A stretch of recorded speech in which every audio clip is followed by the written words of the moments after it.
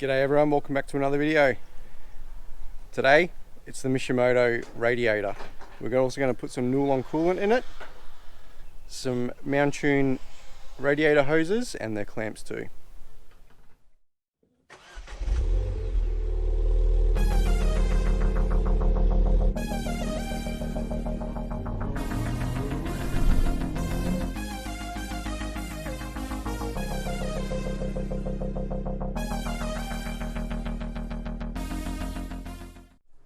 Welcome back to Mitch's. He's already got a start. This is a pretty decent length time job. Probably take about 3 hours or so. So I've just let Mitch get on with it. We obviously jack the car up, turn the wheels because we need to get the front bumper off. That's our first job. We've got to get all the bolts on the side. Got to get all the bolts underneath. Headlights out. I've done tons of videos explaining how to do that. Unclip the fog lights, and then once the whole front bumper's off, then we got to start getting the radiator pack undone. Then we can get the hoses off. Got to undo a bunch of clips for some wiring and detach this as well, and then we can look at gently moving the whole radiator pack out a little bit because we're going to keep the air conditioning attached. So we've got to move it out just enough without bending the hard lines. Then we got to get the radiator out, get the new one in, and put it all back together. Front bumper's off. Mitch has done this in about 10 minutes.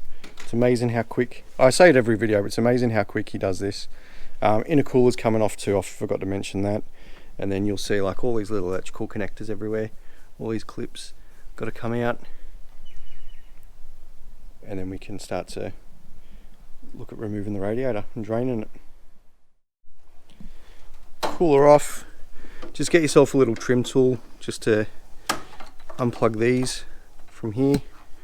You know, you'll see you just follow the wiring harness. We've got it up here as well. Mitch is just unplugging this one for the bonnet release and the sensor and everything. Are they the only two, Mitch? The only two harnesses, or? It goes down to the fan. Okay, so it goes all the way down in there too, but you just follow it down, make sure that everything's detached from this, and then we'll show you the next step. Alright, not absolutely needed, but we're just going to remove the airbox just to make sure that we've got access in here, and just to double check the wiring harness, a part of it goes off and plugs into the fan down there, and you've got to come down here. There's a plug that goes up in here somewhere that you need to get to, but you'll see it. You'll see where the wiring harness is as you follow it. And now I think we're just about onto the coolant hoses. We're going to let it cool down just a little bit more because I did drive it here this morning. But then we're going to drain the coolant as best we can as it is. Replace the hoses, get everything off, fill it up, job done. Big progress. We're about to take the radiator out now. So we've removed the crash bar. There was 4 bolts ish for the main part of the crash bar here, and then some other bolts just around it. So we got the crash bar off. Just make sure you've got a second person or a jack or something to support that when you take the crash bar off. And obviously, as you can see, we've got this sitting on a milk crate because even though there are hard lines, there are some rubber hoses that give a little bit of flex. You need to be really careful with your air conditioning lines though. Do not puncture them. Now, here we have, you'll see that these are on your engine bay. You need to pop these out, and they basically go in and stop that from sliding backwards. So with these removed now, we can push them down a little bit and they'll slide out. There's one there, one there, and when they slide out, the whole top end of the radiator will slide out and we can pull it out. Radiator removed. So when you take the panel off over the radiator, this is still attached, the aircon condenser. What you'll see is that just on the front here, you've got these 2 tabs down the bottom. You just push them down gently and slide the bottom of the air conditioner condenser out, because these parts here, sorry about the lighting, but these parts here actually secure into the top of the aircon condenser. Now we just need to get the standard fan off, and then we can start refitting the new radiator. Now the fun bit, we're going to start on the radiator. We've got the mount tune hoses in, so these clamps, especially with the worm clamps, they were a little bit, or jubilee clips as the English call them, worm clamps, whatever. Just the positioning of them, just to be able to get access to it, has been a little bit tricky. This one we've put down on top of the bolt of the alternator, but not really on it as such. Now it's time for the Mishimoto radiator. This is the hardware. This is the hardware here that is going to go with the fan shroud, which has got a nice big rubber seal around it too, probably to stop vibration and whatnot. So now we need to start dismantling this. We need to get the shroud off, we need to get the fan out and this resistor thing and reattach it into here so that it can go onto there. Cool, fiddly bit's nearly over, I think. We've got the fan shroud off. Basically it sits down in there, and then you've got these things that you can bend up here to just pull the whole shroud off. Mitch has very quickly got the shroud assembly complete with the fan and the resistor thing here. I don't even know what that's called anymore. He did explain the other part of why it's got the rubber is to seal up against that part of the radiator so that it actually draws the air directly through that part of the radiator. So it will minimize vibration. So I wasn't completely wrong. But the main part of it is to make sure that it seals and it draws the air directly through there. And as you can see, that's a good chunk of the radiator. And then as we come over, I'll keep Mitch going. This is just what's left of the standard fan shroud and what's left of my car on his lawn. Sweet. Alright, this is the stock radiator.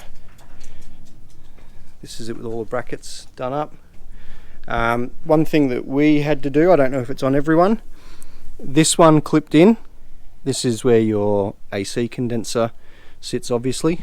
It just gets held in up the top and they get clipped in there. With this one we just had to get, well, Mitch had to get the Dremel out. It was just about 1 millimeter off and it wouldn't go, so we just had to grind away a little bit. But I'll grab the standard radiator.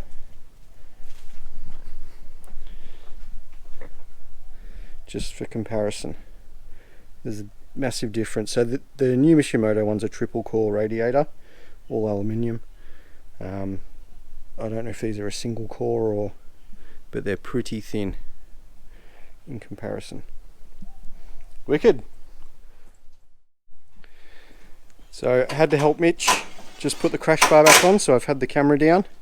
We've got the crash bar on, we've got the whole radiator pack back supported by the crash bar, and he's just doing them bolts up now. We haven't done up the coolant hoses just yet. We'll probably do that close to last. We'll get all this stuff done first and we'll start doing the wiring harnesses. But I was saying to Mitch before, it's a shame that it's so hidden away because it's a really nice looking radiator. Can't see anything from the front, so you don't even know it's there until you see all that. There's an action shot of Mitch. I'll show you what he's doing.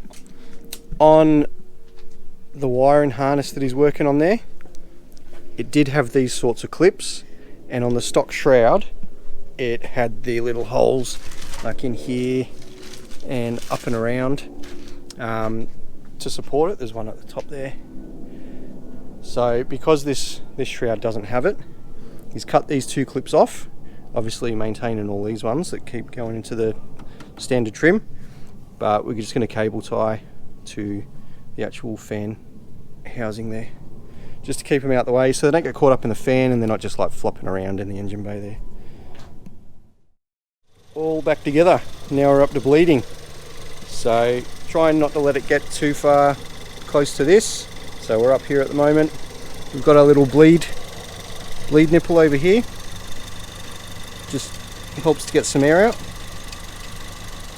which is pretty cool. But as Mitch said, these are pretty much self-bleeding anyway, so I just need to top that up a little bit.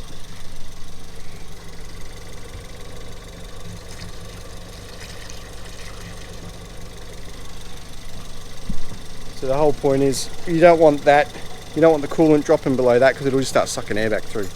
So we'll keep it topped up, we'll make sure it gets bled properly, keep an eye on the temps as it gets warmer, and that will be job done once it's bled. Another job well done thanks to Mitch. That's the Mishimoto radiator installed in place of the standard one. Driving home, I didn't give it the beans or anything like that, but I was in some pretty stop-start traffic. The coolant temperature didn't go over 96, where with the standard radiator it would probably go to about 98 before starting to drop down with the thermostat. One thing that Mitch did warn me about, which is happening, there's a little bleed screw just here, and as you can see, there's just a little bit of a leak. Apparently it's common with these Mishimoto radiators with that bleed screw.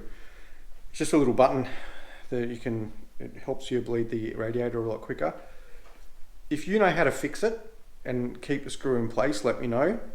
Otherwise, if you know which bolt you can put in there to replace it and plug it up, please let me know in the comments also. So, but other than that, the radiator's fine. And thank you, Mitch. He makes this stuff look so easy. It took him less than 3 hours. And obviously you need 2 people to do it. It's just too fiddly without. Definitely helps. If you're going to do this by yourself, make sure that you've got all the tools. I didn't go through the tools today because I didn't want to hold Mitch up too much, but make sure you've got like a metal prying tool for some of those clips holding the wiring loom in. The rest of it's pretty standard, nuts and bolts, and some of the clips as well. So thank you for watching, guys. Let me know what you think. Let me know if you've got one and how it's been performing and how reliable it is. Until next time, cheers.